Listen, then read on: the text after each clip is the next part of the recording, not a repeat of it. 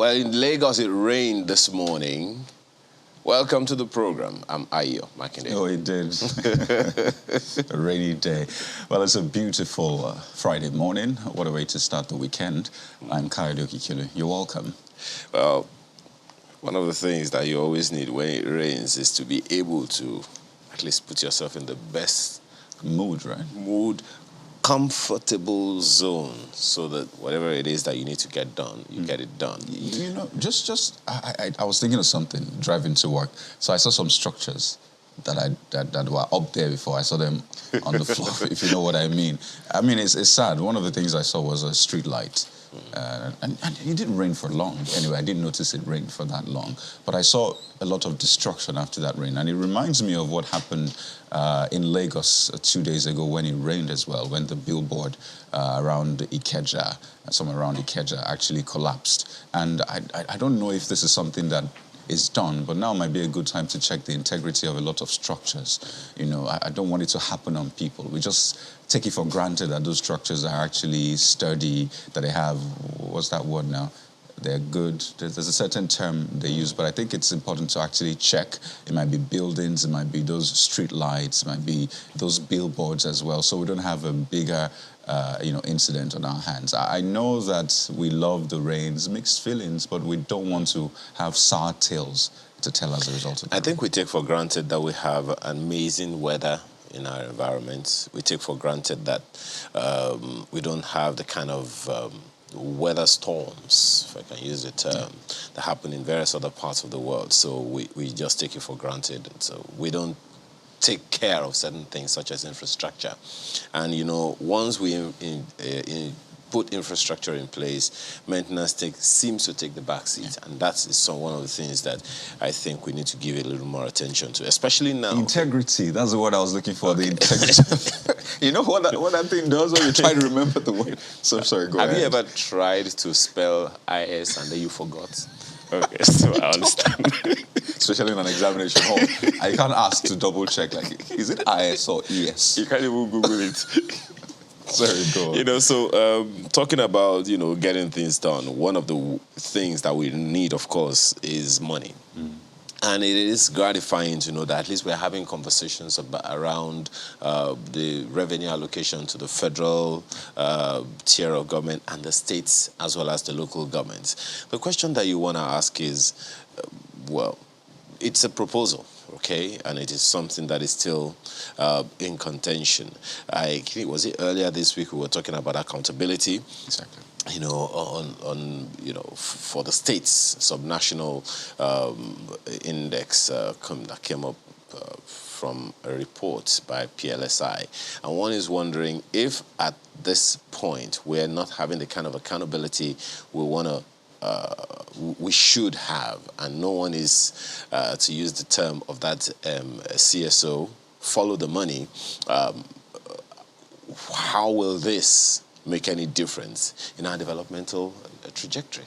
You know, lots of questions raised by that one. Just in case you're wondering, so the Revenue Mobilization, Allocation and Fiscal Commission, quite a mouthful, but some call it RAMFAC. I don't know why, but that's a conversation for another day.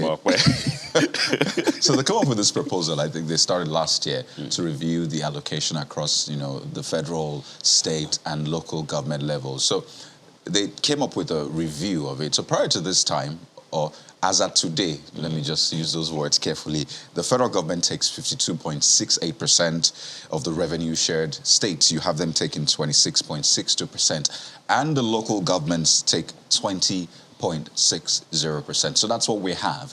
But because a lot of things have changed since it was last reviewed in, I think, 1992, which is 30 years ago, more states and a lot of other challenges coming up, they thought, you know what, let's review this thing. So RAMFAC, as some people call it, championed that. And they tabled that review before the president, which he spoke about yesterday. So the review, or the plan now, which has not been implemented, we need to state that. The plan now is that federal share will be reduced to 45.17. I need to be sure I'm calling those percentages well.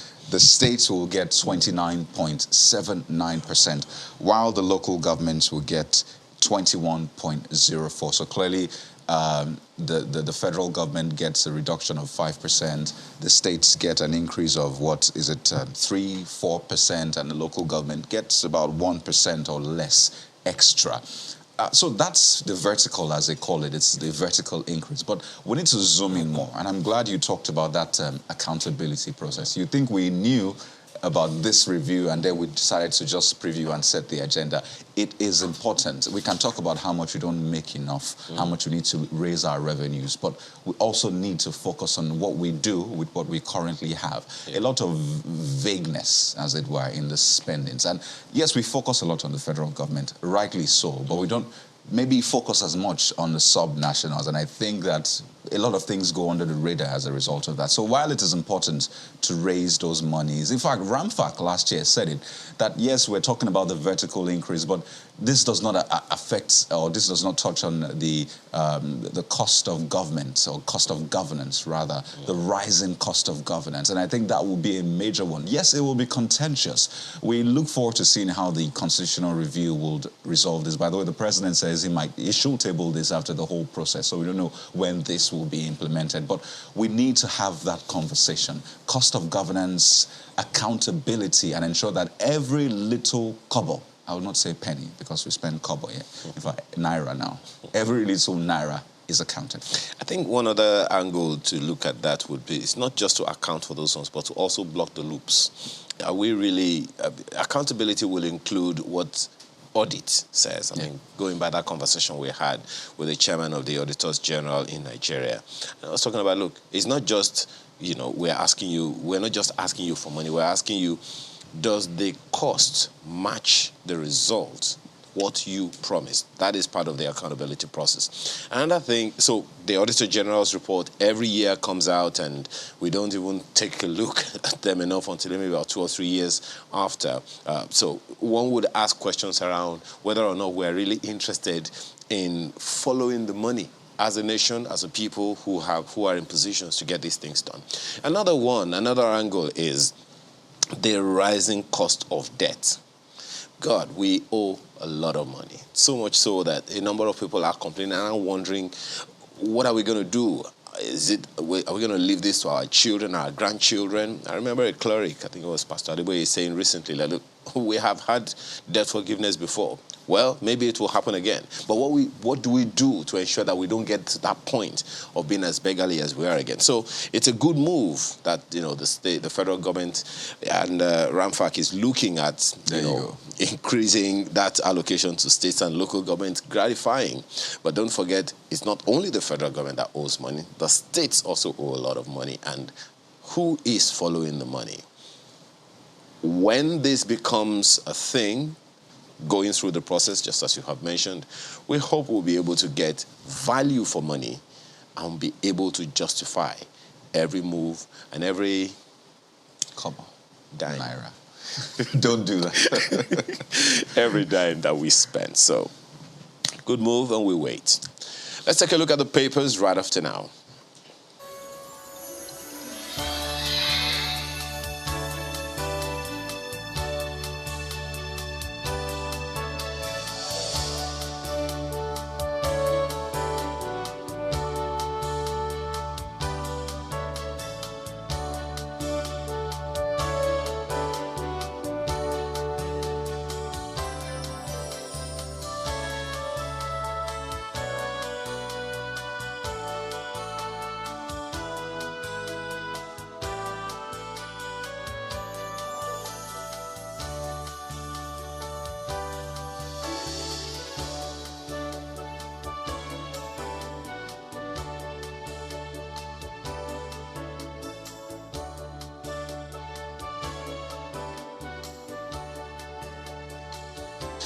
We're in the realm of the dailies this morning, and I'm tempted to think you actually compared notes with the editors at News Direct. Because, if you take a look at the front page of the Nigerian News Direct, you'd see something on debt profile. Are you sure you didn't attend a meeting with them? Met the editor yet. Maybe we met in the spirit. So. Okay. Still suspecting me? Well, take a look at it. It says, FG to finance budget deficit with new borrowings. Page 2. as experts predict Nigeria's bankruptcy end of Q4. That's certainly not something we want to see, definitely. I mean, Nigeria's bankruptcy before end of Q4?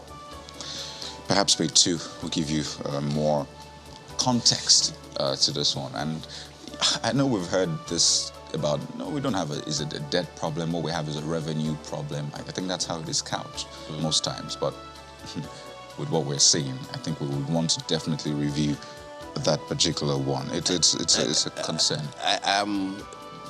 You know what I talked about? I said the cost of debt. It's not just the debt now. That's my problem. It's the cost of the debt.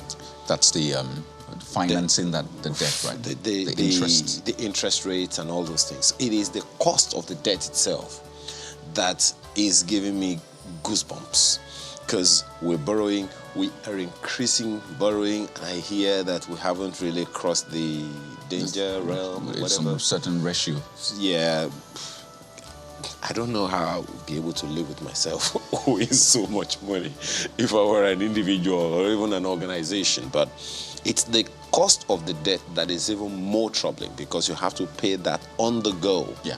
And I think during a period, I think it was last year, we actually literally used the revenue, all of the revenue, or most of the revenue and to service the debt. So it's that cost of debt, the debt servicing component, that for me is really, really troubling. To just add, there's a proposal now for extra 4 trillion naira to afford subsidy for petrol. 4 trillion naira. Our budget is less than 20 trillion naira. So imagine we have just about 20% of that extra for petrol subsidy. You wonder, where are we getting that financing from? Lots of questions this morning. And that's not the only, it's not just 4 trillion naira that is the deficit in the budget, don't forget. Oh, definitely. So that pushes it up. But take a look at some other stories. FG to redesign Lagos-Calabar rail corridor. So that's for the transport sector. And still on that transport sector, in Ogun State, you see the mass transit scheme.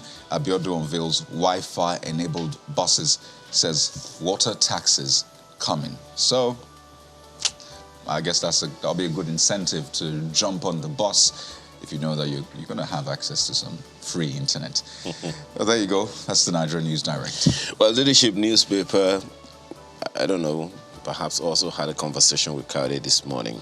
That's what you have on the front page of the paper. PMB shocks states, local government areas, defers new sharing formula. That story as the lead of the Leadership newspaper this morning. And of course, you see the figures Kaude also quoted earlier. RAMFAC proposes 45.17% for FG, states 29.7%, and LGA is 21.04%. President seeks approval to borrow more for 7.35 trillion naira budget deficit. That's the Leadership newspaper this morning, guys. And you'll find the details of that story on page 4 of the paper this morning. And beside the picture, the big picture on the front page is that story. APC has done so much for Nigeria. That's ascribed to the president.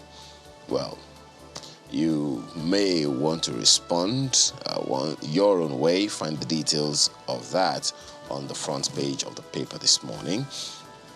And a number of other stories you'll find there. Osinbajo will address presidential ambition in matter of days. Find out who said that on page 7.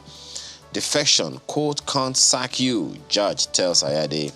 That story is on page 6 of the Leadership newspaper today. All right, let's turn our attention to Vanguard for you. And this one focuses on security this morning. You see, terrorists to FG, talk to us or we'll kill all 167 captives. That actually sends chills down the spine. You see, riders, 167 passengers still in captivity. So is that a confirmation? Says government should hasten to meet them before they turn the place into an abattoir. It's actually a quote. I imagine it's from the terrorists. Abductors have collected 250 million naira ransom so far. You see, injured ex-soldier Sergeant Fontua dies. Pastors protest killings in Kaduna, demand massive bombing of bandits. High-profile terrorist commander surrenders, that's according to the DHQ. And you see, Bank of Agriculture acting MD allegedly paid 100 million naira to secure release. A lot of different angles to the insecurity situation. More details on page 5. Well, it's not just in the northwest part of the country that you have, insecurity incidents. You see this one again. Gunmen attack Soludo's LG Secretariat, kill 2. It's on page 11. There's that Ramfak or RMAFC's story on the front page that talks about, revenue allocation and all of that, as well as some other stories which you find there. By the way, the NURTW crisis also makes its way. Uproar as Lagos government appoints Oluomo Parks Committee chairman. So if I get this correctly, the national body suspended him. Then Lagos state government, I think, suspended the activities of NURTW in Lagos just to forestall any breakdown, and then appointed the head as a Parks Committee chairman. Page 10 perhaps explains more on that one. Yeah, because, the question, there are, of course, a lot of questions come out of that one. Sometimes you will ask yourself, why would such a decision be taken? But then there are always information people are not aware of. So this is not making a case for the state, because at the end of the day, every state government has a way of addressing their issues, but as you said, it'll be good to find out exactly how that played out. Absolutely. After all, it's not NURTW is not a government agency, is it? Last time I checked. Well, the story on Bolaige is also there. I'll be delighted to go to court. That's coming from Shoinka, so there's been a back and forth. You will find more details on page 8. Well, for the culture, Mr. and Mrs. is there. Let me see if I can cheer you up with Mr. and Mrs. this morning. You see, Mrs. almost screaming to Mr., who's on the other end of the sitting room, saying, "Food is ready. Come to the dining table, dear." But Mr. replies and says, "I'm busy at the center table. Bring it here." And Mrs. says, "That's a wrong table to eat your food." And Mr. says, "Enough of this table talk. Bring my food." Guess what Mrs. says? "I'm not comfortable with that," she says. There's sports on the back page, by the way. Just leave it there for the Vanguard. Okay. Let me just leave it there. The Guardian newspaper is also talking about this age-long conversation, Ige's murder. "I'm willing to go to court," says Shoinka. Find out the details of that on the front page. The details continue on page 6. Falana offers free legal service, says Shoinka exercised his freedom of expression. And there's a quote, "APC Buhari insensitive, Carlos should have rewarded Omishore with envoy to Ukraine." Okay. Find out the details, because I can see your eye going left to right. Because I was trying to pitch that particular one, but I'll read more on it, definitely. And then there's another quote, "I never campaigned for Buhari, only asked Nigerians to vote out Jonathan in 2015. Very interesting, right? Interesting angle. Very, very interesting. Vote out, but don't vote for, I don't know. Okay, a number of other stories on the front page. Transport is on page 20. Blackout on Lagos International Airport Road raises security concerns. That's broke some time ago, and of course, the issues have not gone to bed. And there's the big story on the front page. Super Eagles, a failure foretold in Cameroon. Find out what all of that is about on pages 4 and 5 of the Guardian newspaper today. The Nigerian Tribune is focusing on some dollars this morning, but it's not credit, as it were, it's debit. Oil theft. Nigeria loses $1.5 billion in 3 months. So I try to crunch that, depending on what exchange rate you're using. But if we use the official, that's about over 600 billion naira in 3 months. We must have special courts to try those behind this business. It's coming from Kerry. Want EFCC, NFIU to track illicit fund Reps ask Buhari to declare state of emergency on crude oil theft. You know, we speak about this crude oil theft, so it's pencil theft or something very easy to conceal. This is crude oil, as some will say, oil. Page 2. It's oil, actually. And this conversation around oil theft is coming from the Auditor, well, at least I've heard an angle of it from the Auditor General. Yeah. And that's not the only agency that's talked about it. I think it was last week or week before we saw on the lead of a paper, 90% of our oil is stolen or something like that. So the conversations are there, and I think Mr. Lumelu also mentioned it in one of those, conversations that he had with the media recently. Yeah. But he even said 95%, I think. So there are questions. There are questions. Lots of questions begging for answers. You see, 2023, Osinbajo is set to declare in a matter of days. That's in quotes. Who said that? And finally, PDP zoning committee proposes 3 options. You want to find out what those 3 options are? Take a look at the inside pages of the Nigerian Tribune. New Telegraph is talking about the Kaduna train attack on its front page. Terrorists threaten to kill kidnapped victims. The rest of it you'll find on pages 3, 4, 6, and 8. There are a few riders on the front page. As injured sergeant dies in Katsina. Pastors protest killings and attacks. Troops eliminate 80 terrorists, recover weapons in Northwest and Central. Nigerians should be grateful to Buhari for rail projects, ascribed to Amechi. Find out what all of that is about on the inside pages of the paper this morning. Right above the nameplate, Q1, Nigerian startups funding hits $532 million. And guess what? Raised $187 million in March. The March that just ended how many days ago? 8 days ago. Startup is a new oil. So I'm looking for my end in it because it's money, right? So come on.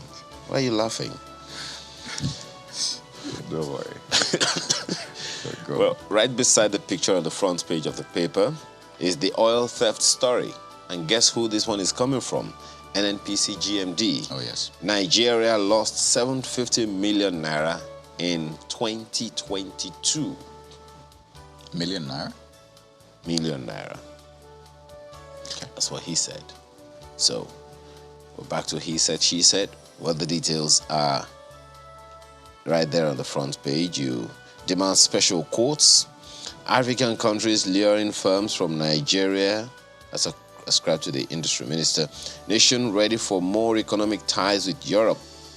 Ascribed to Bajabiamila, the Speaker of the House. Buhari seeks approval of revised 2022 fiscal framework. Raises oil benchmark to $72. Budget deficit 7.35 trillion naira. Wants additional 182.45 billion naira for police welfare, as Ramfak recommends 45.17% for FG, 29.79% for states, 21.04% for local governments. The story is on pages 3 and 4 of the paper this morning. Oh, there's an assurance by the PDP. 2023, PDP will sweep all the polls, says Ayu. And there's a writer, I'm not battling Ayu, Mark Suswam over 2023 Guba, ascribed to Autumn. Find the details on the inside pages of the paper today. We'll touch down with the Daily Trust newspaper. It leads with sports. It's a Friday, right? And you see, pressure mounts on Pinnick to resign over Qatar 2022 failure. He ought to have resigned long ago. Who said that? Senate summons embattled president, sports minister, and third-term ambition in jeopardy. I understand. Yeah, right. You can see the Senate actually investigating this. So more details on the inside pages. And this one, Federal High Court bars journalists public from terrorism trials. Perhaps there's an explanation on that one. You wonder what is the rationale for that one. And just one more. Buhari writes reps, seeks 965.42 billion naira fresh loan. So it seems we're ending where we started off from with the loans. And that's the Daily Trust newspaper.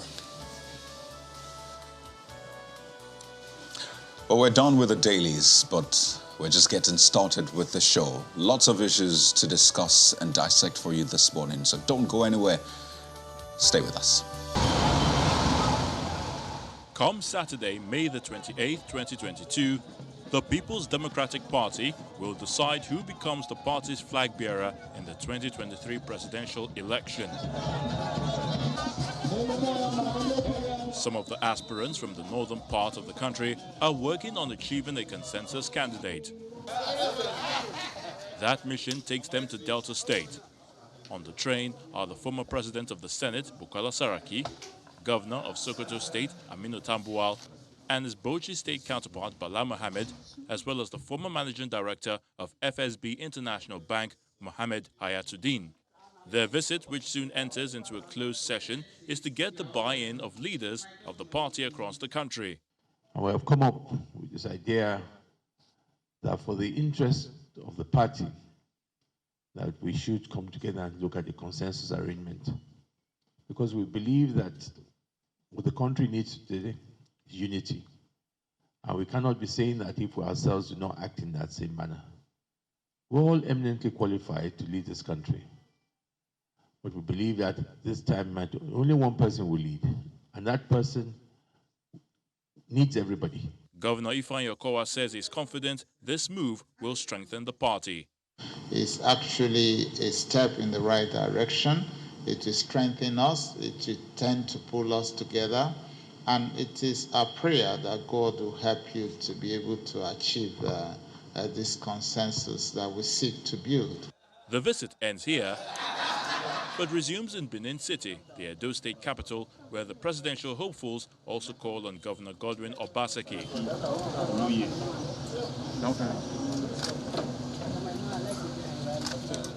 One thing these aspirants insist on is that the party should jettison its zoning agenda and rather consider the capabilities of the aspirants. They are preaching to the combated. For us in Edo State, that is what we stand for.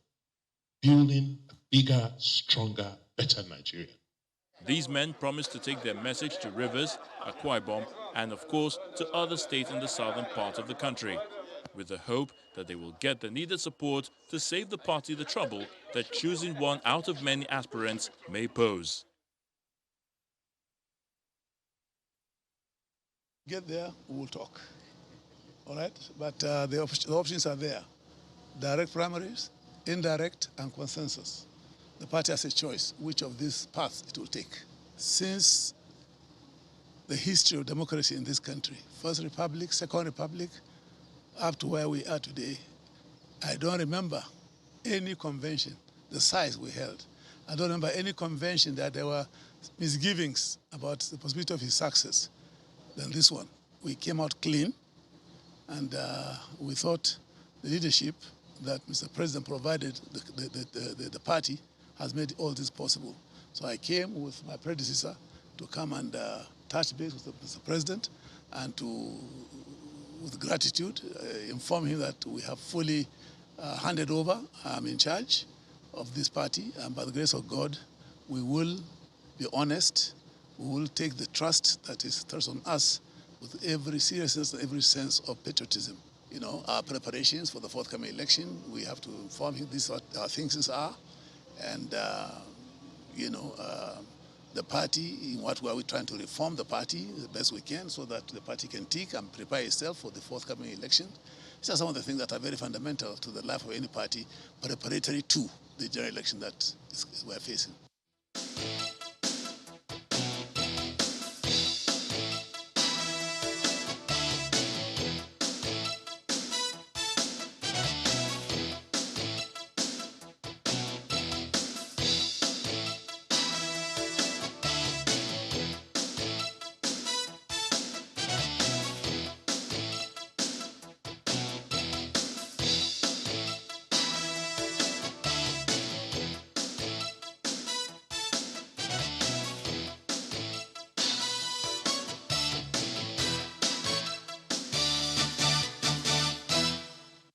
Well, that's a snippet of how the political parties are building up to the 2023 elections. Well, the full picture is out there for everybody. Months ago, how they have been conducting their affairs. And this morning, we have a three-man panel to dissect the issues, how they concern you as a citizen and how that will impact on governance, leadership question in Nigeria. So let's introduce our guests this morning. I'll begin with Professor Michael Oni, who's of the Department of Political Science and Public Administration, Babcock University. He joins us virtually this morning. And joining us from our Abuja studio is Chief Peter Ame, who is a former chairman, Progressive People's Alliance, the former chairman, Inter-Party Advisory Council, a former PPA presidential candidate 2019. And right next to him is Mr. Ezewan Wago, who's a chairman, Partners for Electoral Reform, as convener, Say No Campaign Nigeria. Gentlemen, thank you for joining us on the program. Let me begin with Professor Oni. I mean, there are lots of concerns about how the political parties are conducting their internal leadership recruitment process, how they're building up to whether it's going to be consensus or whatever, but to select the candidate. And this is very important because it's whoever the parties select that the people can then elect at the general elections come 2023. So this is very, very important point. But I'd like to know from you, from your point of view, seeing how the parties have conducted themselves, are you equally concerned about that question about the way they're conducting their internal leadership recruitment process? Thank you. I want to say that every federation and every nation has peculiarities in addressing some of their fundamental problems. And Nigeria is not an exception. If you look at the Nigerian Federation, we call nothing but rotation, zoning and rotation will be the best. That is on the first hand. On the second hand, the consensus arrangement, it may be okay, because if you look at Section 84, subsection 9 and 10, it has made it difficult for opposition on ordinary day. But if you want to go on consensus, whereby party will bring out somebody to contest for an election, Section 9 and 10 will make it difficult for an opposition because there must be a written and sign agreement that I have surrendered my will to a particular aspirant to represent us at an election. That would be okay for Nigeria. And there are two options. So the options of direct, the option of indirect, the two are okay. The three are okay. Whichever the political party has decided to adopt, it can be okay. At least in Osun, they adopted direct, and it worked. So if it is adopted, in APC just concluded primary, they adopted indirect, it worked. So I think any of the three options in Section 84 are good to go. When you say it worked, I'd like to just take a look at, look down memory lane, at least in this Fourth Republic that we're in, and ask you, do you think using, because we've tinkered with different options, and you've talked about some of them, using those modes, those different options and all of that, would you say that the political parties in Nigeria have used those modes to throw up the right candidates, the best of the best for Nigerians to then elect the elections? It depends. Your concept of the best, it depends on the operations that has to be performed on who is the best. But the party leaders know who among them will deliver. And if they have decided to settle in on one of them and all others consented in writing, I think any arrangement, embarked on by any party and it worked for it is the best. And okay. In their collective wisdom, they must have expected to take a wise decision. All right, so let me take this to Abuja and begin with Chief Ame. You are very well aware of the internal workings of political parties in Nigeria. And, you know, it's one thing to select candidates, but it's another thing to select a candidate, the best, for the people to then elect at the elections. But give us an inside view, because not all Nigerians belong to political parties anyway. What are the factors considered in deciding who is best to, you know, fly the party's flag and then, of course, represent the party at the elections? This is for Chief Ahmed, by the way.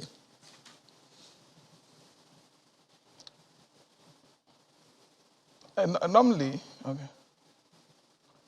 Normally, we are supposed to look at it from the view of, competence, party membership, somebody that has participated in the process, somebody who is a card-carrying member of the party, who has contributed to the growth of the party, who has supported the party in all ways and remain loyal to the party and committed.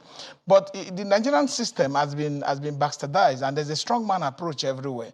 When you have a party that has a sitting governor, you have an issue on how you can have ordinary members of the party to emerge at the primaries of political party, because these governors tie their hands, and tie rope to their hands to their delegate and walk into the primaries of the party and the congresses. So it has become a problem. What you see in the open is not actually what happened behind the scene, because for us to really develop the process, we must be able to develop a process where delegates are free, how they call it, members of the parties are free to participate in the process, and then have a very credible election. He talked about Oshun.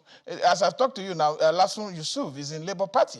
He claimed that there was no primary election in his constituency. So if you look at what they are doing, when you talk about direct, indirect, and consensus candidate, we looked at the last convention and how young youth, somebody who was contesting for youth leader was asked to step down by all means. Somebody who was contesting for another position was asked to step down. The stronger man approach is actually affecting how free and fair elections are conducted. Because why do we tell people, go and populate the political party, go and be members of the political party? Because at the end of the day, the strong man will determine what will be on the ballot. And what you vote for will be a byproduct of the primaries of the political party, which will not be even the best of among the best of Nigerians. So if we want to talk about direct primaries, you talk about indirect primaries. Indirect primaries has its own issue. And that's why you find out that everything has a purpose and benefit.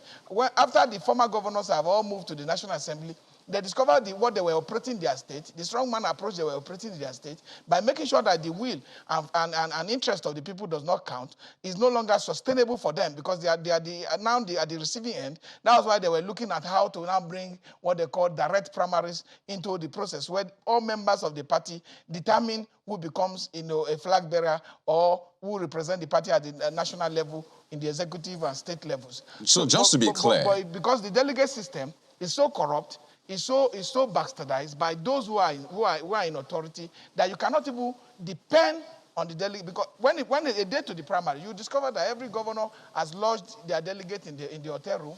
They are determining what they're going to vote tomorrow. Each state will vote for the state that the governor has determined for them to vote. Those states that don't have governors, who have more stronger men which is not governor, maybe probably a senator that is leading the party, will determine what the delegate will vote. And okay, just to be clear, you're saying that... pardon me. Okay, go ahead. You can land on that point.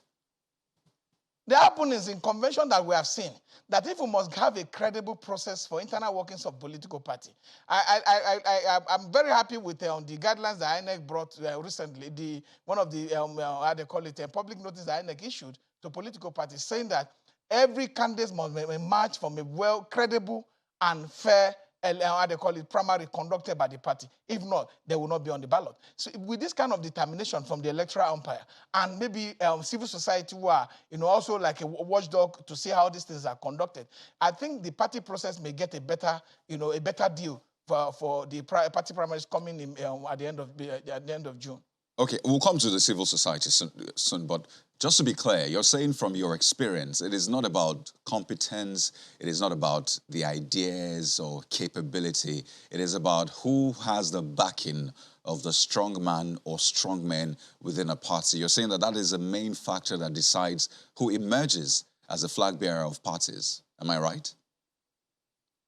Oh, that is point blank truth. You know, and the reason why we're asking we want the reform that have been fought for by political party, electoral umpire, and the civil society, where electorate now becoming the determining factor, who represent us either at the National Assembly, State Assembly, local government, and at the presidential level, is because at the end of the day, we want a free, a fair and credible election to be able to allow multi-party democratic process to grow. Because as we speak, sincerely, not parties that are not in government, parties that don't have strong men. And there are a lot of them who are not in government, who are willing to conduct free and fair primaries. But I tell you, for parties that have so much government presence, there have never been an opportunity for people to have, how they call it, to have their majority to have their say, and the majority to have their way, and the minority to have their say. But in this case, it's the minority having their way, why the majority will not even have a say. So that is the situation we find that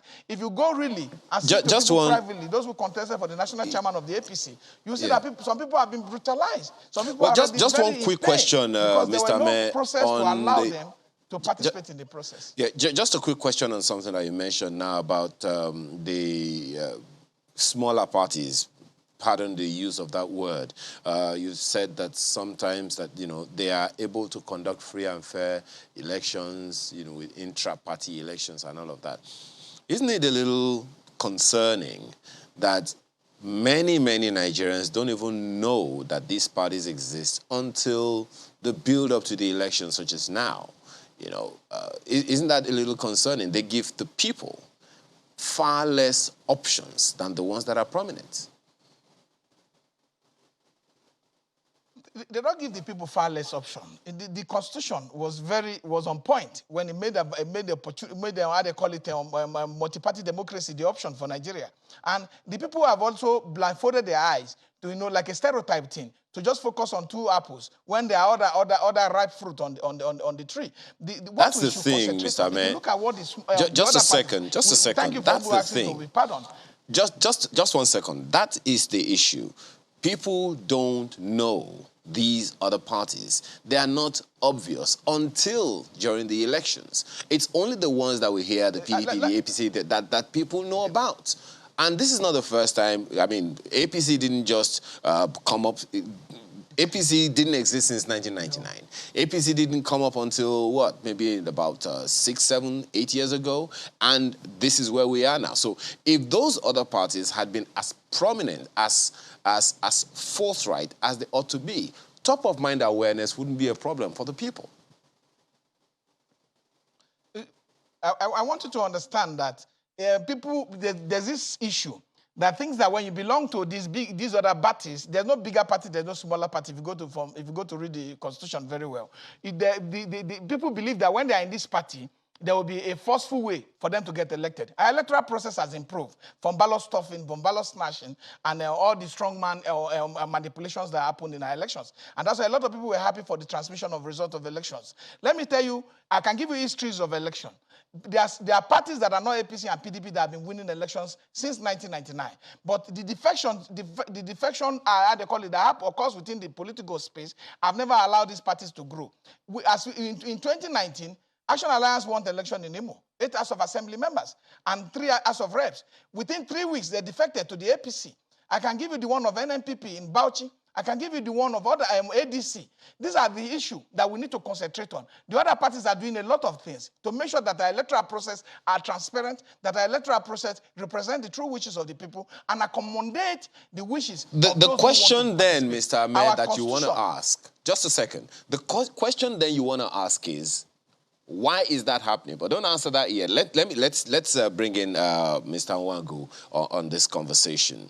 Well, we're talking about 2023 and matters arising, and the issues are arising already. Zoning is becoming more prominent than ever. Consensus is becoming more prominent than ever. Some of these political parties have some of these issues outlined specifically in their constitution. The PDP is clear about its own zoning arrangement. The APC has almost always used consensus for most of its own options, but it would seem like these are the very issues that are becoming a little more contentious these days, Mr. Nwagu. So where do we go from here?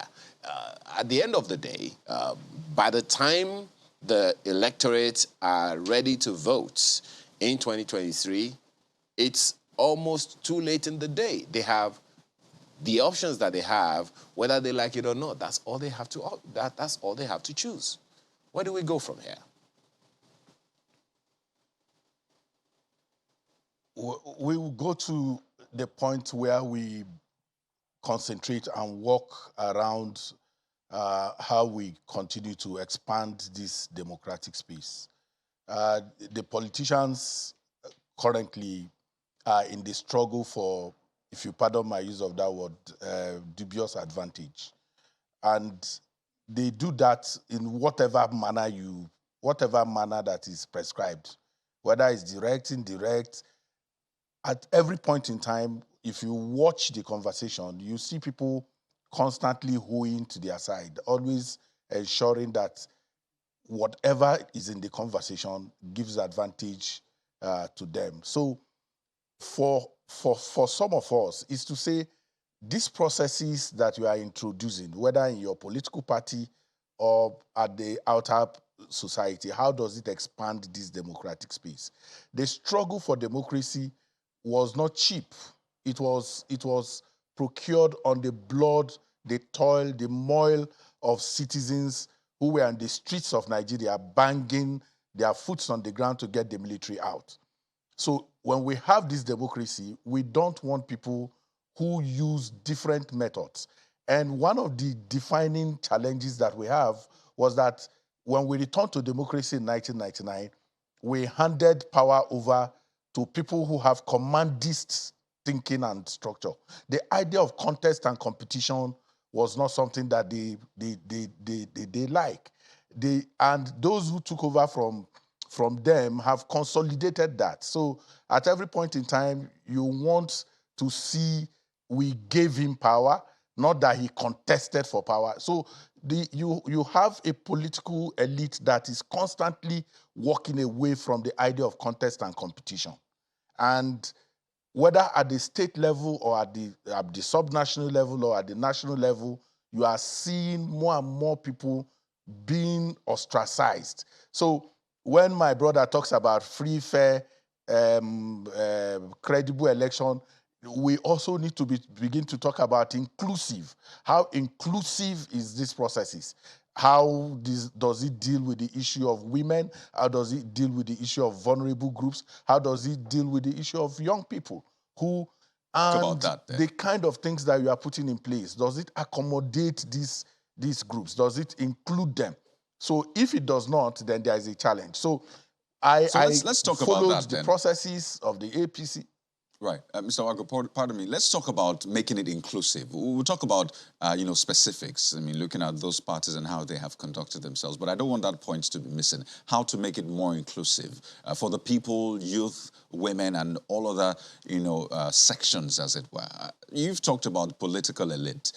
For our other guest in Abuja, he talked about strong men deciding who gets power. Essentially, power was given to you, not that you contested for it. So clearly, there's a disconnect between what happens within the political parties, how the leaders or the flag bearers emerge, and what the people want. Because the people are not strong people, as it were. Even though numerically they should be the strong ones, but in this whole conversation, they're not the strongest, it will seem. So how do we link that disconnect? How do we ensure that even right within the political parties, there's inclusion for all?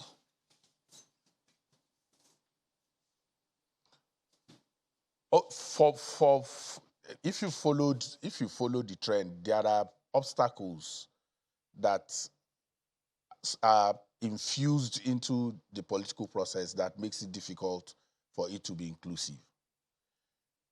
If you say consensus, for instance, who are in the decision-making process to determine this consensus.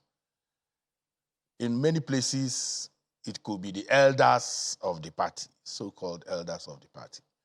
And how did they become elders? Because they have over a period of time, they have had their hand in the public till, they have built capacity, strength over a period of time by their closeness to patronage and cronyism.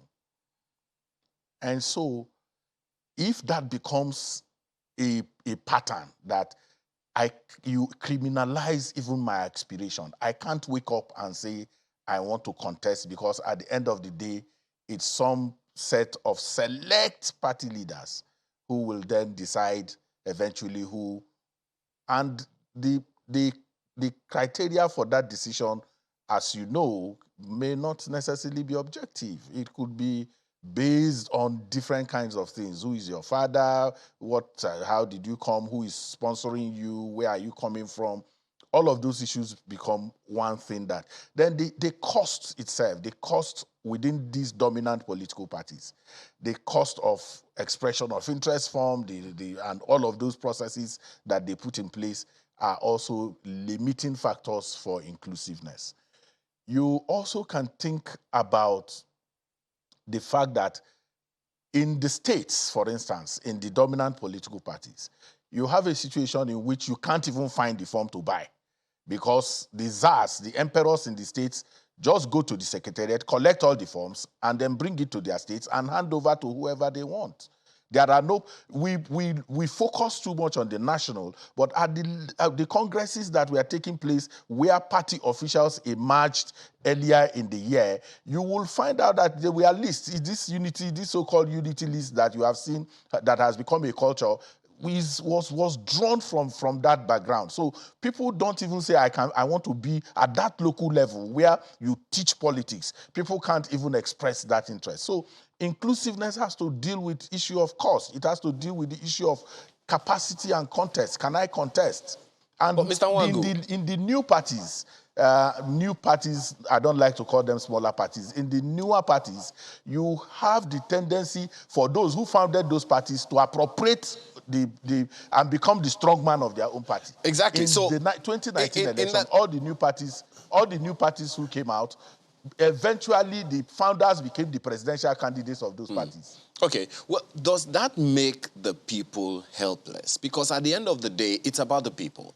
So in which way can we strengthen the structures of our political apparatus, like the political parties, the political umpires, political education, that will make people say, this is the way this ought to go, and this is the way we are going to have to address this? Does this make the people helpless in or out of the parties? No, they are not helpless. It's even if they are helpless, they are willingly helpless. Let's take and I'm happy that I'm in the panel with my brother Chifame. Who are the members of these political parties? Where is the nominal role of the political parties? Who is paying dues? If you had a convention in Abuja, 90% of the people who came to the convention were accommodated, transported, fed by these so-called strongmen. At the end of the day, it's your decision to be a stakeholder. What makes you a stakeholder in the political party is your ability to ensure that you pay membership dues.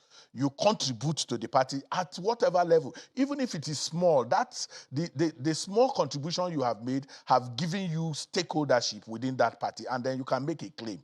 But many times we willingly sit back and get carried. We are coming for Congress, the party card, even party cards are cornered by some people. And if you register in the political party, they say, go to this person's house to go and collect the party card. Well, so Mr. Nwagu, it's interesting. To resist those things, yeah, it's interesting that you raise the angle of, political membership of political parties by being a financial member, and it's something that has been practiced before. I wish we could get there again, but let me ask Prof. Take a look back, Prof, about where we are coming from. You're a professor of political science and public administration, so I'm very sure you have a fair idea of where we are coming from, especially in our democratic practices over the years. There's a question we asked earlier in the week. At what point would you say we had a fair game politically in this country that we say, okay, we really did well at this time? Maybe we could upgrade or update some of the systems, some of the information we had at the time that helped us to work, that helped the zones to compete favorably with each other, competitive, healthy competition among each other, and we got it right at the time. We've tried two systems. Now we are where we are, and there's a lot of complaining. At what time in our history would you say politically we got it right? And maybe if we updated our books, we could use this again to get the kind of development that we want for our country? Thank you. I will tell you categorically that we have not been able to get it right at any time, because most of the politicians are deceitful. They are not facing the facts. What we need in Nigerian politics for fairness, justice, and equity is balance and equitable zoning and rotational arrangement. That one will make us to get there. What do I mean by balance and cross-tabulated zoning? We have 6 geopolitical zones created some time ago. Look at 2 of the zones. They have never presented a candidate for presidential. Their candidate have never won presidential election. Look at Southeast. They have been consistently excluded for reasons best known to those that are concerned. Northeast. The power has been circulating between the Southwest and the Northwest, and punctuated by South-South. How do we get it right when all the zones don't have equal access to power? Therefore, I want to tell you that for Nigeria to get it right, I've said this several times, and I'm happy for this opportunity. Let us cross-tabulate rotation. This zoning, they are going around, they are doing this. It will be just Nigeria is not a state where you can pass majoritarian democracy. A section will continue to dominate because of the structural problem and demographic lopsidedness. Let the Northeast cross-balance with Southeast. One as president, one as vice president. Let the Northwest cross-balance. When they finish their own, one single term, I want to advocate here. One single term is okay. Whatever wonder you want to, 6 years is okay. It's because of the time like 4 years in first instance, 2nd years in second instance. That's 8 years. Why can't we do it 6 years between the 2 zones and they go away? The second one is Northwest cross-balance with Southwest. 6 years, they go away. Then North Central cross-balance with South-South. 6 years, they go away. Within a tinkle of 30 years, we are done. You will ask me, how will it be done? Thank God, zones are there. Let the leaders arrange who we emerge among them. That point in 1999, when Olufalaye and President Olusegun Obasanjo were fished out by the zone where the power was directed to present candidate. Talking of competence, what do you mean by competence? Are we going to say that Obasanjo and Falaye are not competent enough? Are we saying that when it's come to South-South, are you saying they will not be able to get us 1 or 2 people that will be competent? Are we saying if it comes to the turn of the Northeast, they won't get competent? I am saying we have not got it right at any time, except we look at this proposal. Then two-party system, Prof, we thank God is evolving. Two-party system is evolving. I hate to cut in now, but we're due for a break. Yes, you're making that point about the two-party system, but we need to take a break now. And when we return, we'll let you land on that. It's quite interesting you say that. I mean, those candidates were competent, but you also said we've never gotten it right. So we'll delve into that deeper in a moment, so please stay with us.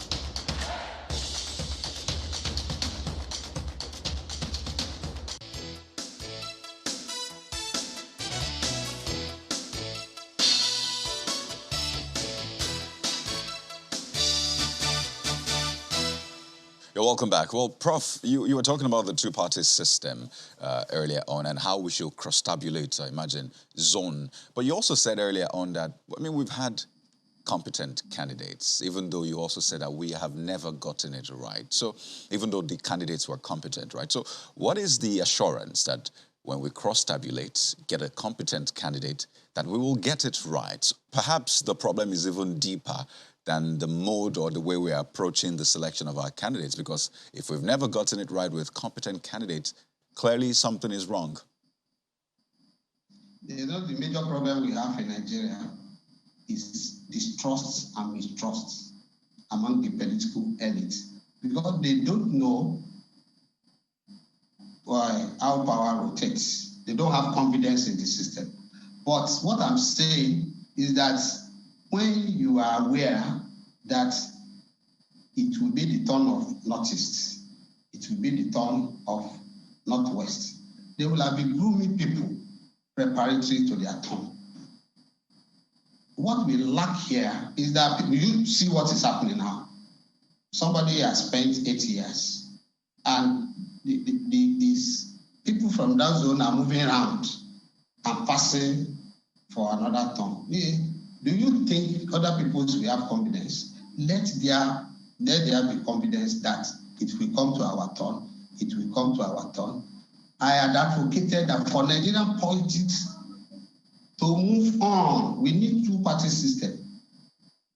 And I was advocating for institutionalization at that time. But it naturally emerged, and thank those who really made it work. APC is on its toe now because of the PDP. But if it were to be fragmented parties, they know they do it, and we will spend 100 years, we will spend 50 years. I think no party can say it again in Nigeria because of the involvement of the two-party system. But if we cross-tabulate 5 years, 6 years, do your miracle, go away, there's no federation that does not have its own peculiar arrangement to resolve its own problem. That's what I'm trying to say. Nigeria, majoritarian democracy can never work. Look at the structure. It's not preferable to a section. Look at the demographics. Understand that. It's not preferable to a section. Prof, I understand that point. We should imbibe majoritarian democracy without being colored. I am telling you, we need to go to markets, buy a plot, sow it in a way that will suit our democracy. If you look at section 14 of the Nigerian Constitution, it talks about democracy, federal character principle, because of people are saying there's no zoning in the Constitution. If you look at section 14, subsection 3 and 4, you will see that zoning is implicitly stated there. Okay, Prof, I'd like you to speak to this point. I understand that so far, but I'd like you to speak to the point, the question I asked. So we keep getting the right or the competent candidates, according to you, but still you say that we have not gotten that governance question right. And you talk about ever since we began as a nation. So, yes, we can talk about how we need to zone and all of that, but when we throw up the competent candidates and they don't perform well, I'd like you to address that. Why is it that we have competent candidates, but we've not gotten governance right? Nigerian politics has been costly in the last 20-something years. I was growing up during the days of Abu, when our brothers, mothers at home will contribute this 10 kobo, pull it together, send it to campaign. But today, politics is costly. And when you are being drained before you get into power, politics is about interest articulation, conflict and conflict management. If you get into power when you are being drained, you have to recoup your expenses. So how do we get it right? A PhD student of mine is working on sovereign loan and infrastructural development. He has submitted, waiting for a presentation. From his findings, there are gaps between the level of the borrowing and the level of development, because somebody who lodged somebody in an hotel to get power, do you think he will not recoup that money from the state? So we are not getting it correctly. Let us demonetize the polity. If we demonetize the polity, people are the problem. I go home every election year, I'm not sure I will go this year. You will see people asking for money. You will see people voting, showing their ballot paper like this, and they give them a paper. You will see people stay somewhere, illegally registering people that will vote for them. After voting, they cross-tabulate the number of votes they have with the number of then they double it with the other people. We are not getting it right in the recent time because our politics has been demonetized. What stopped me from going to politics? You said something a little while ago. My apologies, Prof. Yeah. When you said you go home to vote, Yes. Why is that? There are those who wonder, shouldn't we all be voting where we reside? That I go home to vote is Yes, my political rights. I have voted for candidate at an election and vote for another candidate at an election. As a political scientist, I am a practical political scientist. I'm not a theorist. I match theory with practice. How will I sit down at home on the day of the election and be reading newspaper? That is one of the problems we have here. The elite will sit down, watching sunrise, watching channels on the day of. Why can't you go out, go and make a difference? If you don't make it, accept it as part of the system. I'm saying I may not go this year because it appears I'm fading up. I'm not getting my... I think that's the point my colleague was trying to make about, reviewing this whole having to go all the way, travel all the way to vote, when in fact you can always vote around you, because it's the case for a lot of people. They registered at their hometown and all of that. There are myriad of problems. So exactly. If you vote electorally in Nigeria, my dear friend, it will be manipulated along the line. I am telling you. No. So not voting electronically, definitely. Voting around where you stay. But that's another conversation, really. But I'm also quite curious. My plan later in life. Can you get it? I didn't get retiring from this place, you may not know my plan. Oh, okay, of course. I'm part of the politics in my community now. Because politics is local, after all. If you ask me, or ask my children later, what will you have? Your father is not associated with this community. Community is not with party, with the community. So if you mention my name in my town now, they know me.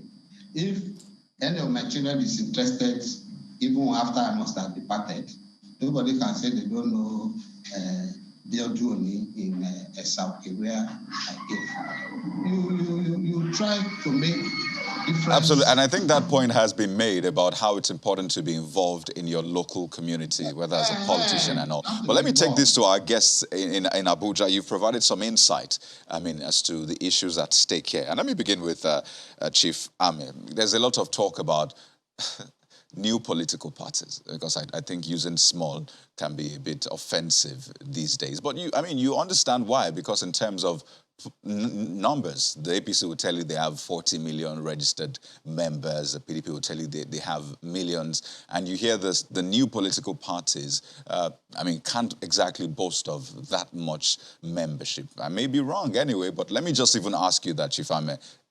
What will be the numerical strength of the smaller political parties, in quotes? First of all, let me be able to say that I don't agree with the prof about two-party system. As an unapologetic advocate for inclusivity, for multi-party democracy, for the promotion of people's right to participation. Because issues of political participation are a little bit very complex if you have not really been on the field. If you go to the field, you find out that multi-party democracy have created opportunity and given voice to a lot of young people, are giving people the opportunity to be able to be part of the system, and putting away from those other two major parties that have, entrenched themselves with public funds. Let me tell you the reason why the other young parties are not growing organically. There are a lot of other issues.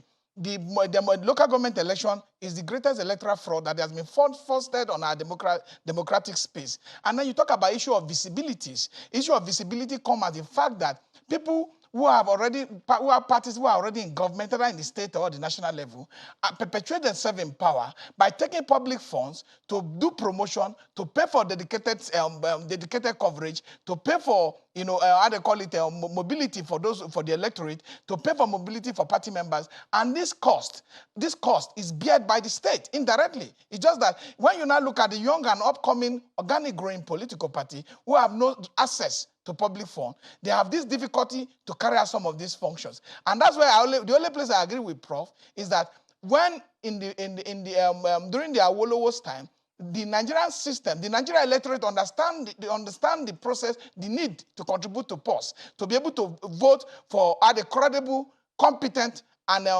integrity-driven, aspirants. If in those days, I had a story that in my own community, in Ogugu. People put money in basket in market, you know, to even sponsor a brilliant child to go to the university. But isn't that the job, Mr. May, just association? very quickly, because we're winding down now, isn't that the job of the political parties, to market themselves to the people to the point that the people themselves... No, it's the job of the political parties. It's not the government that is going to market the political party. It wasn't the government that marketed the UPN to the people to be voting for them. It wasn't the government that marketed the action group for the people to be making the contributions. So isn't it the job of the political parties to sell themselves to the people to the point that the people can then donate to the parties? One of the things that you must take home today is that the media must give equal and how they call it visibility to all parties. They must be able to put the issues all the time on the front burner, how it affects this party, what are the challenges they are having, and I'll give them space to be able to hear their voice in appearing in promoting issues of multi-party democracy for these other parties is on a very expensive scale. And that's why I'm telling you, they are doing a lot in their community. I'm telling you, I don't want to start mentioning parties that I know have done so much to be able to promote their party, to keep it going. Today you can see NNPP. It would also be the responsibility of the political parties. And their name on the line. It will also be the responsibility of the political parties to make themselves available whenever they are called upon, just as you have made yourself available today. Lastly, let me speak with Mr. Nwagu about this one. And that is the fact that ultimately it's about the people. Ultimately, it is about the people. Inclusivity, electoral practice, and all those things, ultimately it is about the people. And you know that over the years, voter participation, voter engagement has been on the decrease. How do we change that narrative? Okay, I look to 2023 and beyond, where the citizens will be at the center stage of the conversation. And the only way that can happen is by the citizens themselves setting the agenda. We have for too long allowed politicians to drive the narrative for engagement. The call has been on professional groups, citizen groups and organizations to begin to take the window of the long period of campaigns to now begin to be the ones organizing town halls. And those town halls can come with what we have called a citizen charter of demand. We want to see Nigerian Union of Teachers articulating, documenting the state of primary education in the country. We want to see the Nigerian Medical Association articulating, documenting the state of public health in the country. We want to see Nigerian Society of Engineers telling us about the housing deficits and and then inviting politicians to come have a conversation and not being invited. We want to see a situation in which there are less award-giving organizations in this political period. We want to see more churches not doing launchings of church buildings and mosques and the rest of them, but inviting these politicians to come and have an engagement, and so that we can have something to track. At the end of the day, when we have these razzmatazz of campaigns where we bring comedians and musicians to sing and dance, at the end of the day, we have nothing to track. Let us have a more civic, a more serene and pristine environment in which we can engage and document and then have something we can hold people accountable for. Well, these days you see basically campaigns. Also the political... Okay, just 10 seconds on that. Yes, the political parties are running away from what made the UPN and Action Group tick. What made them tick was that they had members. They had people who you could call members of their political parties. They had ideological school. The AG had an ideological school where they produced cadres. Today, you don't know who is a member of a political party because you can be PPA in the morning and then APC in the night.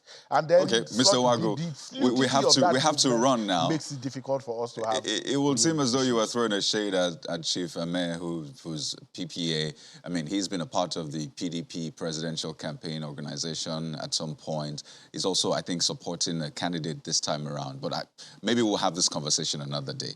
But I'd like to thank you so much, Mr. Ezenwa Wagu, Chairman, Partners for Electoral Reform. He's also convener, Say No campaign. Right next to him, with a smile on his face, is Chief Peter Ame, who's former Chairman, Progressive People's Alliance, is former Chairman, IPAC, and former PPA Presidential Candidate 2019. We've also had the pleasure of Professor Michael Oni, of the Department of Political Science and Public Administration at Babcock University. Prof, thank you so much for your time. And gentlemen, we appreciate you.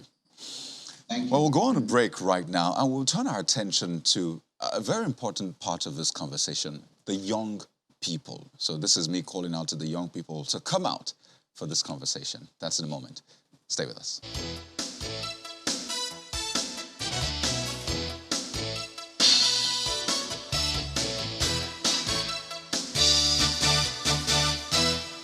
I've just decided that I will take a ringside seat on the coming elections. You see, the situation is so not confused, no, it's quite clear to some extent, but at the same time it's turbid in the sense that, look at the two major parties. There's been such crossing over from one rivulet to another, each crossing having its own purpose, that it's getting very difficult to even distinguish between the two major parties. And, unfortunately, the youth of this nation don't seem to want to take their destiny in their own hands. In other words, if you remember during the last elections, we encouraged the youth to mobilize, get a consensus candidate, and of course, capable, not just youthful, not youth for youth's sake, but a really effective and potentially effective leader, and present that candidate to us. Well, they failed to do that, and I have a fear that the same thing will happen this year. So very likely, all I'll do is take French leave of the elections and just watch the results.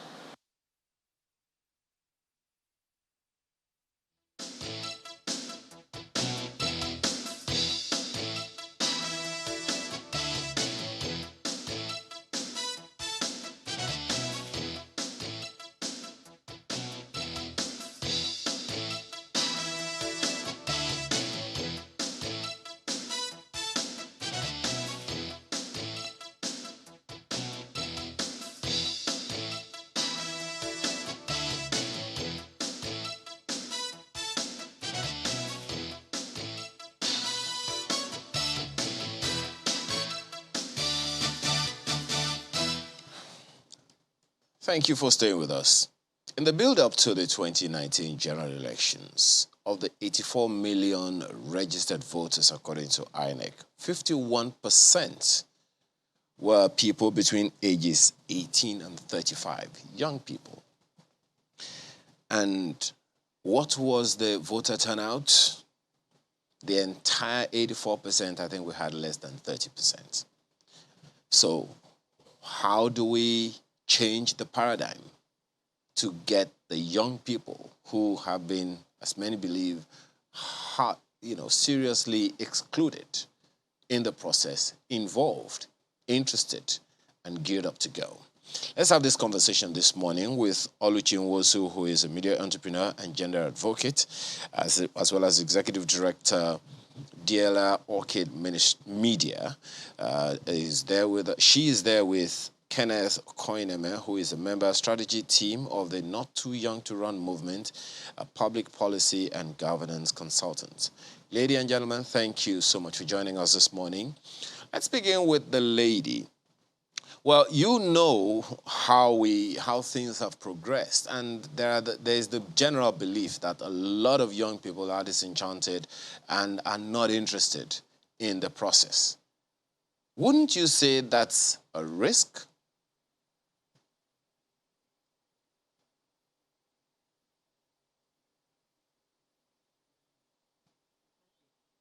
Can you hear me? I can hear you. Oh. I can hear you now. Okay. I didn't hear you. Please. Okay. Well, You know about the voter register, for the 2021 general election. Beg your pardon, the 2019 general election. I just gave out the data now. A large number of people there are young people. And it would seem that now, even back then, from quite a while ago, many people believe that young people are not just interested in the process. And you heard Professor Wole Soyinka speak the other time. What are your thoughts on that?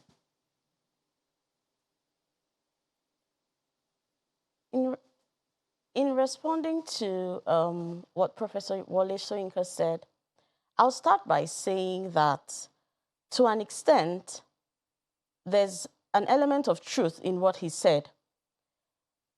A lot of young people haven't really come to terms with what they really want in the political space.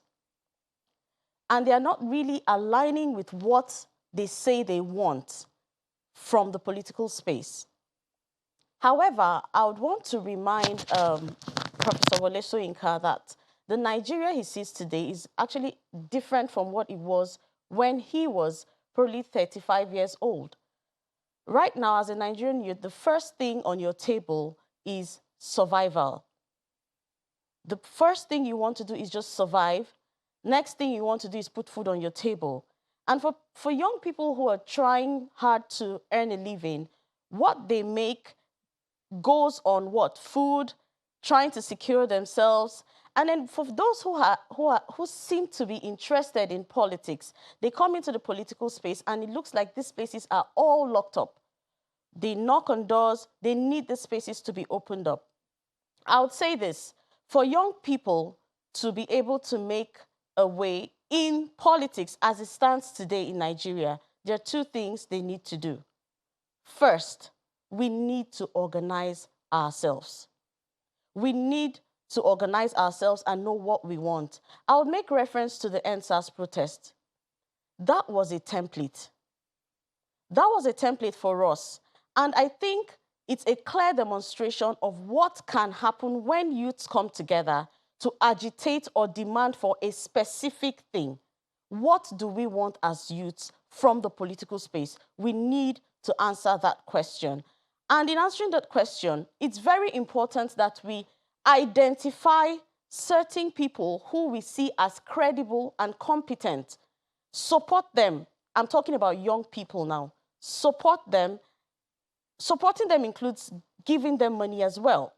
Once we're able to support them, we would be able to put the things we want at the table, because obviously right now, I don't see any of us at the table of decision making.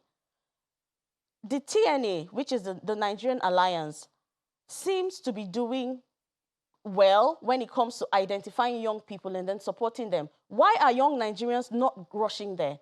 Why are they not aligning with this body? Permit me to make reference to the recent elections or convention that was held by both the APC and then the PDP. With the PDP, I got a ray of hope when a young person emerged. That's the person of Kadede, Suleiman.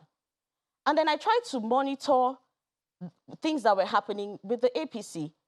To a great extent, politics aside, I don't think it's right to see young people come on, indicate interest to run for office, participate, get their forms, then you get on stage and we see young people crying because it appears that they are forced to step down.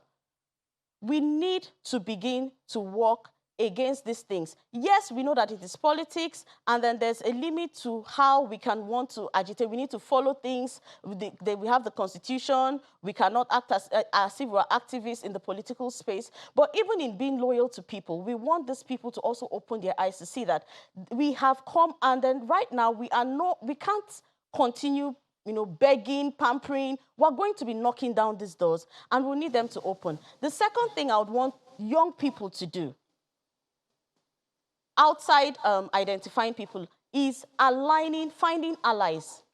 Who are those politicians? Who are those older politicians that have the interest of young people at heart? Who are those who are known to support and help young people grow. Recently, I heard one of the now presidential aspirant, a former Senate president, say something that when he gets into power, his ministers for state will not be, will be less than 40 years old. If it is possible to do that, then I think we should begin to identify and ally with people like that. Okay. For all right. starters. Yeah, let me ask. There are so many other things to address, madam, but let me take the opening comments of Mr. Koineme in this conversation that we are having.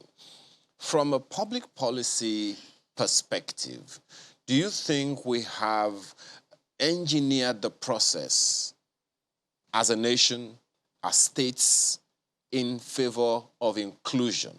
Inclusion here speaking specifically to young people. Do you think there is a door for the young people to exploit in our electoral system? Oh, I've lost you. I have lost you. Can you hear me now? Hello? I can hear you now. Okay. Speaking from a public policy perspective, do you think we have an opening for young people to exploit as a nation and even at the federal, at the state or local levels? Okay, thank you very much and good morning to Nigerians. First and foremost, I would like to ask the Prof not to take a French leave, that his vote is important for whatever choices we make as a nation come 2023. And if his vote is for a young person, it makes it even more better. And he's a voice that helps to mobilize support for some of these issues that we're talking about. And so it takes me to the question that we're trying to deal with in terms of how we have structured society to be able to accommodate young people. And this is one of the big questions we need to be able to deal with. Sometimes when we have these conversations around young people and the political process, we tend to want to isolate it from the broader issues of democracy and inclusion. And this is where the big challenge is. Across the spectrum of public life, across the spectrum of the economy, across the spectrum of social provision, young people are excluded. And so if you have a situation where the underlying framework and structure for how society is governed, undermines the participation, the aspiration of young people, you do not necessarily think it will be different from the political space. And why do I say this? It's because if you look at the whole situation as it is presently, young people are sort of tired with the system and they are not interested in being part of this system. And therefore, you cannot take the political process out of that discontent. And so that is one of the issues that we also have to deal with. To what extent are we aspiring? To what extent are we getting young people interested in the way society is run? Economically, they are disenfranchised. Education-wise, look at what is happening with ASU.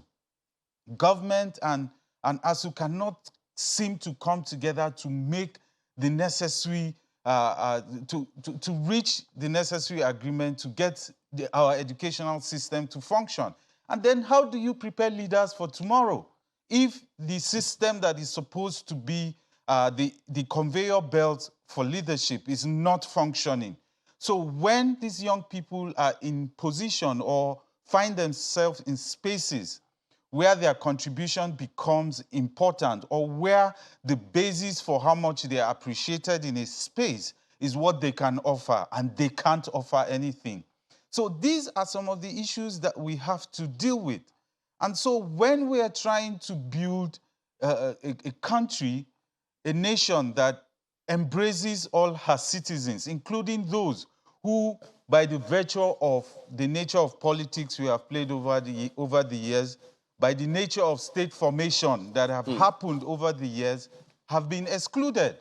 Okay, And so we cannot let me quickly ask you one question. In politics in isolation. Yeah, let me ask you this question very quickly. You talked about young people, you talked about areas in which they have been directly affected. But let's decrypt this, this young person. There is one in Gombe right now in a suburban area of Gombe State. There is one right now in Katsina. There is one in the back ends of Borno State. They are scattered all over the place. So most of the time when we're talking about young people, we're probably looking at those who can use Twitter, who are a little, upgraded in their thinking and all of that. They are men and they are women. Let's decrypt how society has been rigged against them, as you have said. Is there any way in which our culture has affected or influenced our governance, our public policies for or against young people?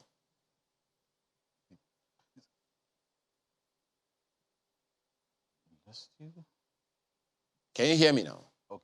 So, yeah, I did the last part I did not hear, but I think I have a sense of what the question is, which is around to what extent has culture influenced public policies and the way our governance system has evolved.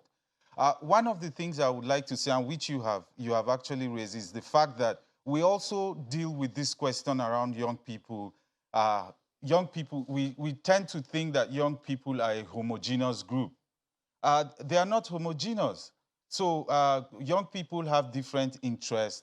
There are people, social backgrounds, level of economic empowerment, level of education, by the virtue of where people are, whether in local communities or in urban areas. And so when we tend to discuss the question of young people and their participation in public life, we tend to merge all of these people together and what they represent. So in all of this, we must be able to recognize that people in these different, young people in with this different categorization have basic things that drive them. So for example, that question around how culture, even religion, have been able to have a stamp on how we view public life and being in public space.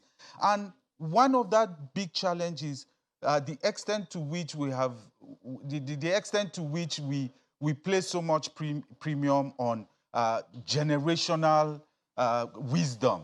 That wisdom comes with being older. Of course, it does in terms of how your experiences. But again, we also know that we live in a world where a lot of these gaps have been breached by the virtue of technology, globalization. And therefore, you have people that have been able to deal with some of these issues around wisdom by gaining knowledge, by understanding how issues affect others directly. And so if we are trying to evolve a new public sphere, a new thinking around governance, we must be able to aggregate all of these interests of young people and see how we reflect them in the way public policies are made and even how our politics evolve. I'll give an example. When government, for example, is saying that it's going to give in all of its empowerment program, and it says it's going to give 25,000 people or a certain amount of money to young people who are starting business and all of that. But you need to understand that young people are different phases of doing businesses. Young people are in different locations in rural areas where the challenges are different from those in urban centers. And then we do a blanket empowerment. And therefore, we also create a situation where we also, even within young people, create the question of exclusion. So it is important that even as we think about our politics, we must be able to recognize that these are the realities of young people in the country. All right, just a moment, we must Kenneth. begin to build the politics that just a moment, that Kenneth. is responsive to that. And right. a lot so of let's it take is dependent this on. it's dependent on, you can just make Hello? that point, so Oluchi can come in as well. Okay, a lot of it is dependent on the nature of our political parties and the kind of organizing that is happening there. Okay. So the Well, political let's parties go to must begin Oluchi, to think Kenneth. around. Pardon me, so we can really have a Hello? rounded conversation here. Pardon me, I need to come in so I can bring Oluchi in. And I'd like us to be very practical. I like the fact that you've given some examples. And we want to really reach out to young people listening to this program, because it's important to get everybody involved, right? We've talked about how women need to be involved. We also need to focus about how young women can be involved. And I'd like to be practical here, Oluchi. How are you getting involved as a young person? Is it that you belong to a political party?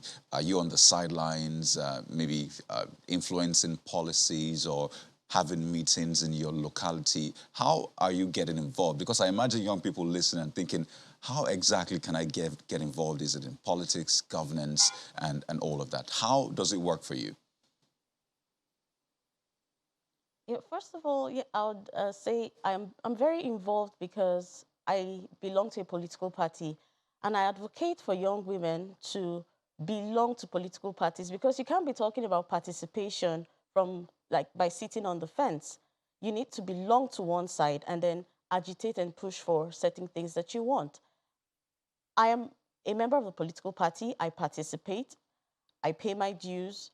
I try to avail myself for service and contributions.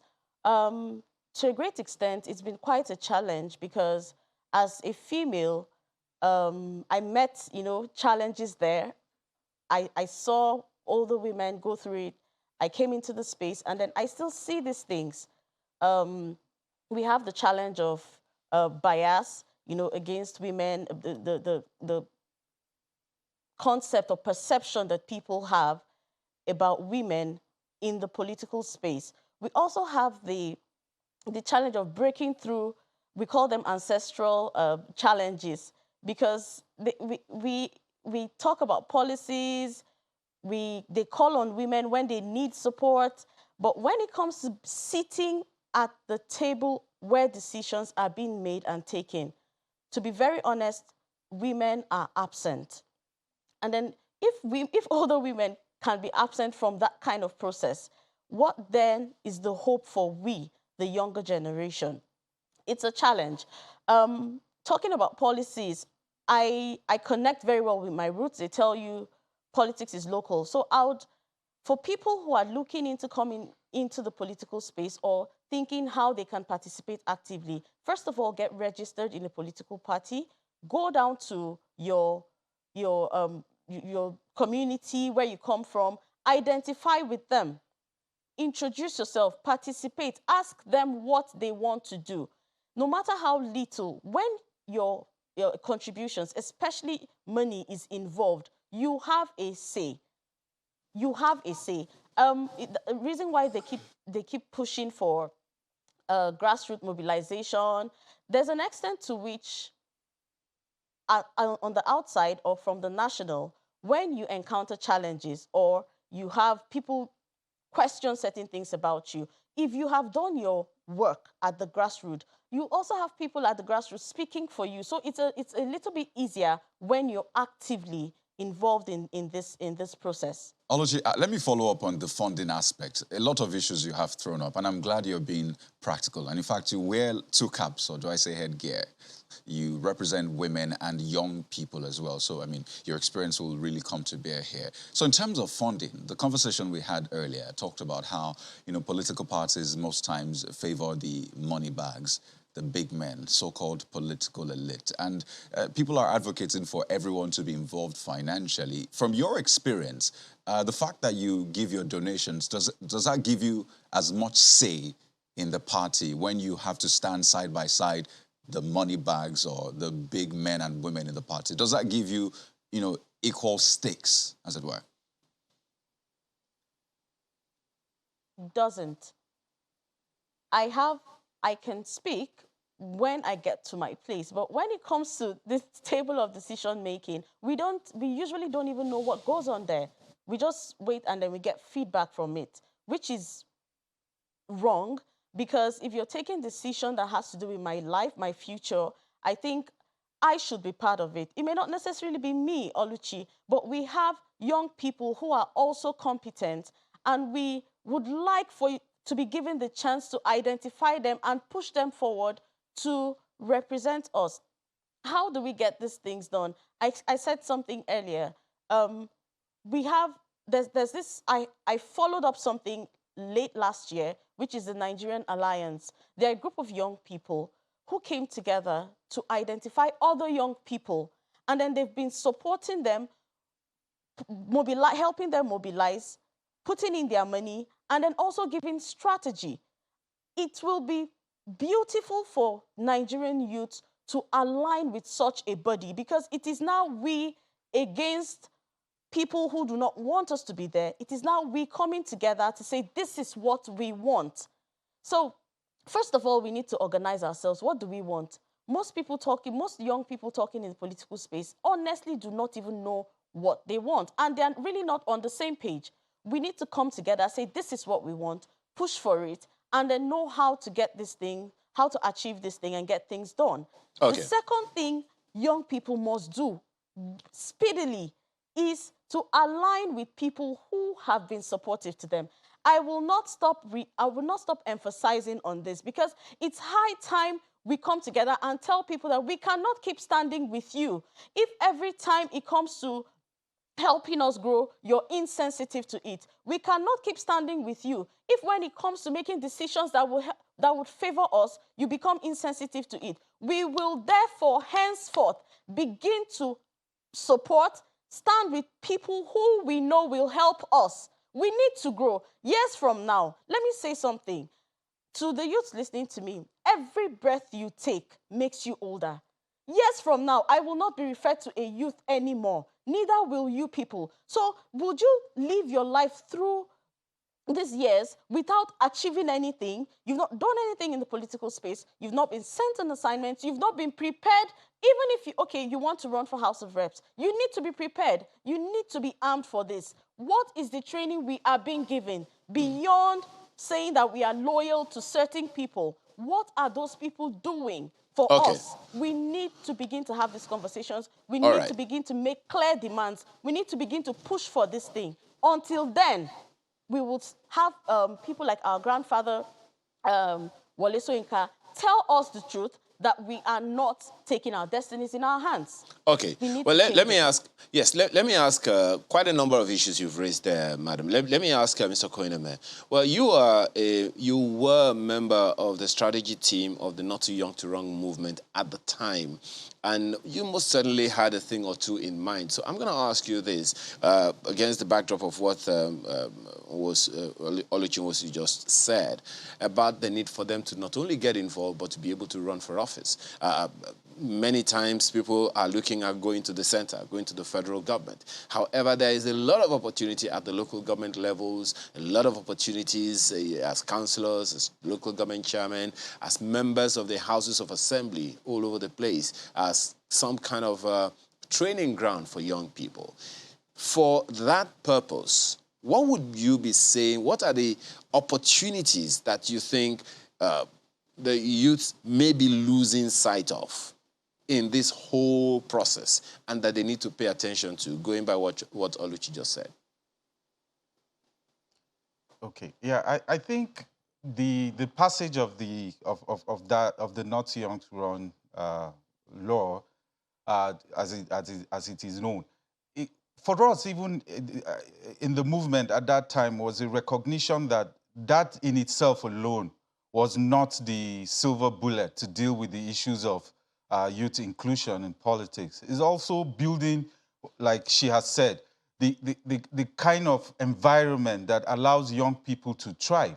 And of course, young people are getting into that space at local level. And we also need to get young people to understand that politics, at the end of the day, is inherently local. And so therefore, the opportunities that exist, but again, there are a lot of opportunities that exist at different levels in political parties and even in trying to seek elective positions.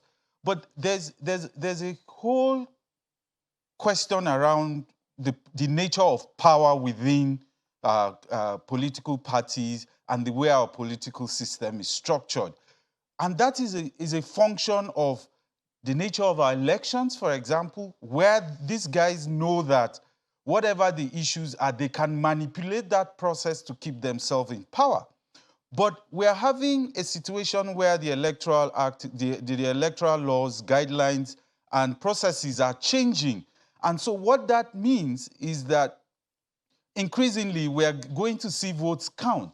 And therefore, if we need to change the power dynamics within these spaces, it's for young people to demonstrate that power that they have during the elections. It's very important that young people come out to vote so that they can demonstrate that power that they have, and that power can become the basis for a new negotiation, can become the basis for a new politics.